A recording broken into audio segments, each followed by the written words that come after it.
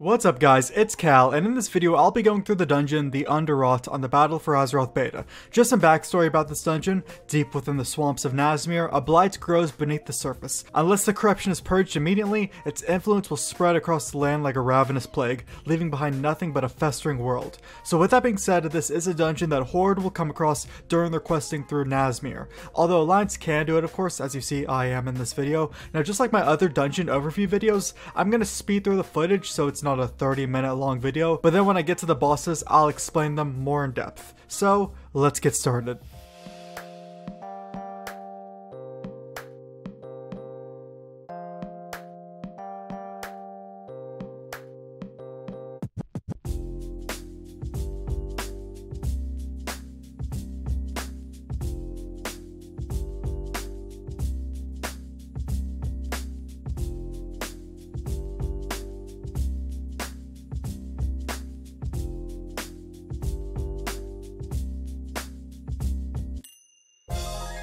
Now this first boss is Elder Liaxa. Now the first thing is, throughout the fight she'll repeatedly cast something called Blood Bolt, which pretty much everything in this dungeon casts, and it can be interrupted. Then she'll pick a direction and cast Creeping Rot. It's just this green slime stuff that's easy to dodge. Then she'll cast Blood Mirror, which will summon a copy of herself, except with less health of course, and it'll cast Blood Bolt and Creeping Rot until it's killed.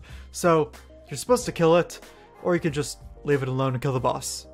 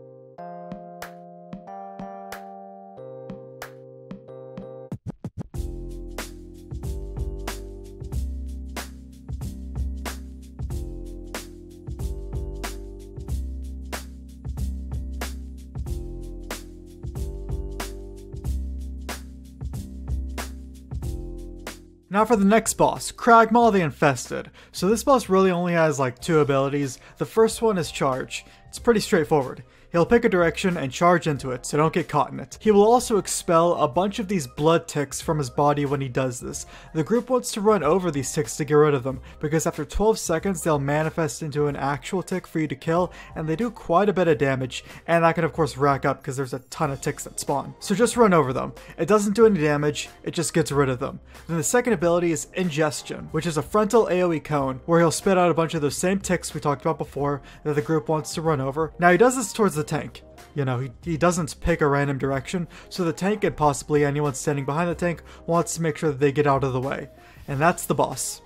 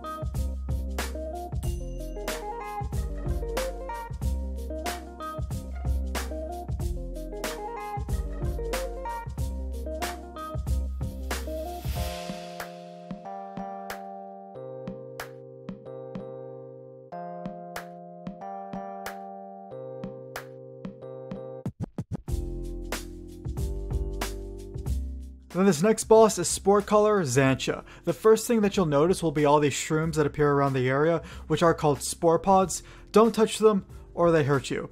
He'll cast Shockwave and a frontal AoE cone, and this will destroy any spore pods it hits, so it's a good idea for the tank to aim the boss to take out as many spore pods as possible when he casts Shockwave. He'll cast something called Upheaval, which will mark 2 players, and a rupture will go from the boss to that person, damaging them, and destroy any spore pods they're around, so you can use this to your advantage. And then the main reason for destroying these spore pods is for his ability called Festering Harvest, which he casts once he reaches 100 energy. It explodes all remaining spore pods, and then puts a disease dot on everyone in the group equal to how many pods this ability destroyed.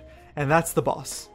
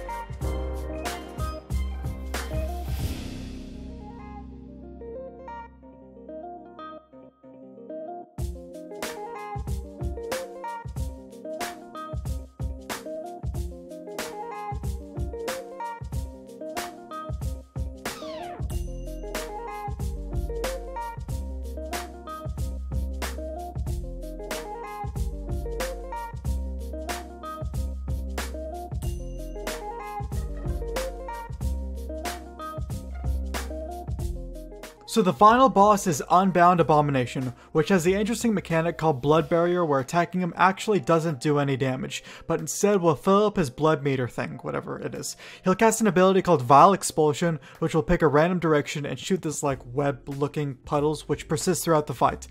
Don't touch them because they hurt. Now throughout the fight, the Unbound Abomination will affect everyone with putrid blood every 4 seconds, and it lasts 12 seconds, and it stacks. So Titan Keeper Hezrel is a friend of yours and will try and cleanse the buff for you by applying Cleansing Light to a random player, which is a giant glowing circle. People should stand in it to get their buff dispelled, and it also gets rid of any Vile Expulsion puddles on the ground if you're near any of those. Now once the Abomination reaches 100 blood energy by you attacking it enough, he'll spit out these blood visages to kill, and killing these will actually hurt him. Killing one deals I think like 17% damage to him, so killing 6 of them should do the trick. And that's the entire boss. So there you have it, the dungeon Underrot that will be coming in battle for Azeroth on August 13th and 14th.